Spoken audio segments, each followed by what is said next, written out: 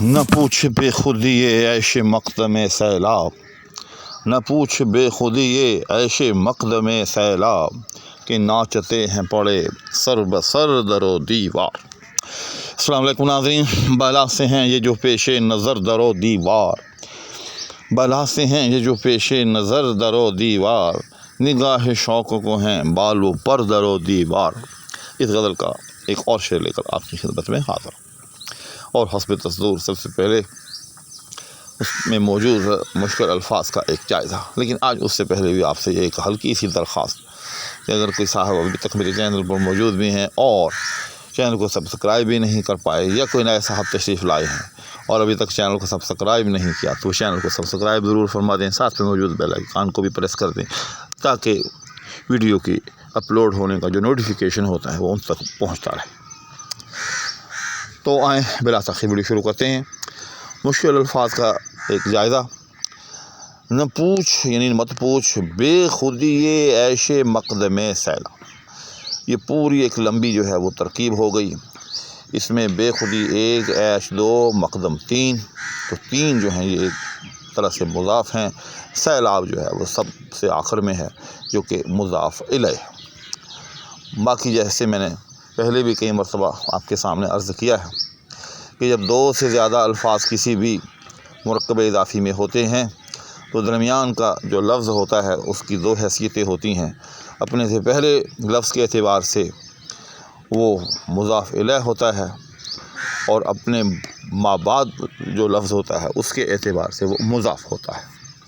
تو اس میں بھی کچھ ایسی ہی کیفیت ہے۔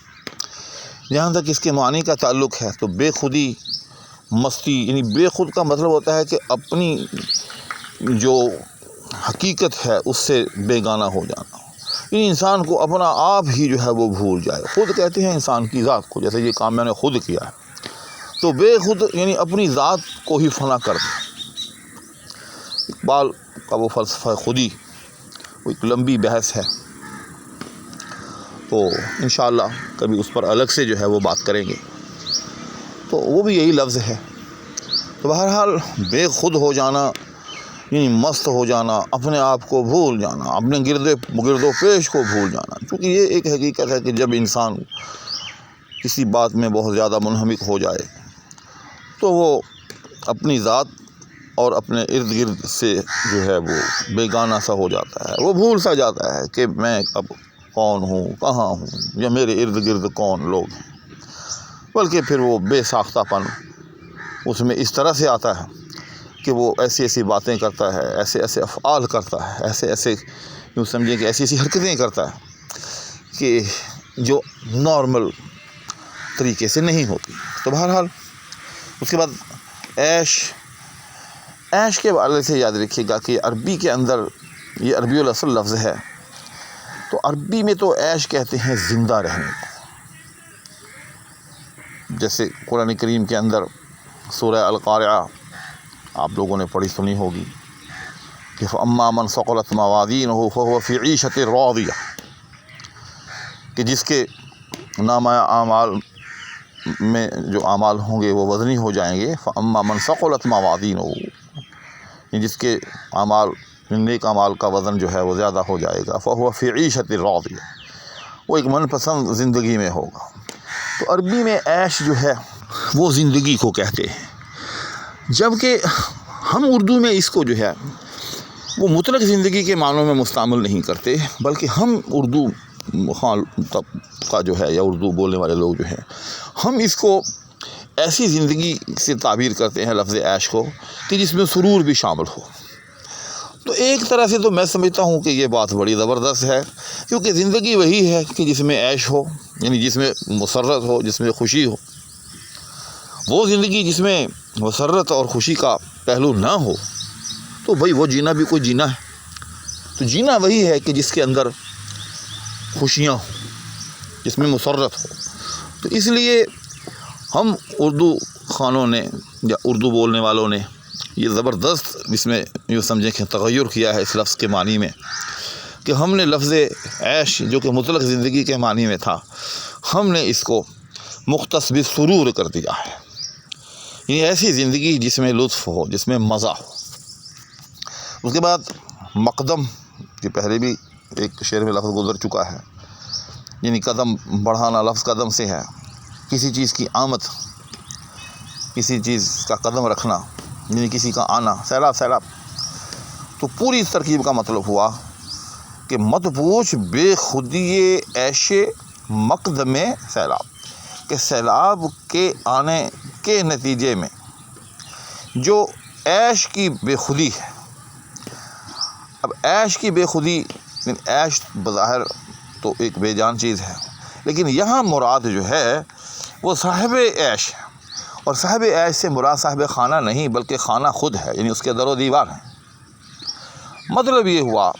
کہ سیلاب کی آمد کے نتیجے میں میرے مکان کی جو ہے وہ خوشی دیکھنے کے قابل ہے. اچھا، یہاں اکثر شارحین نے جو ہے وہ مقدم سے مراد یہ ہے کہ ابھی سیلاب آیا نہیں ہے، ابھی آئے گا.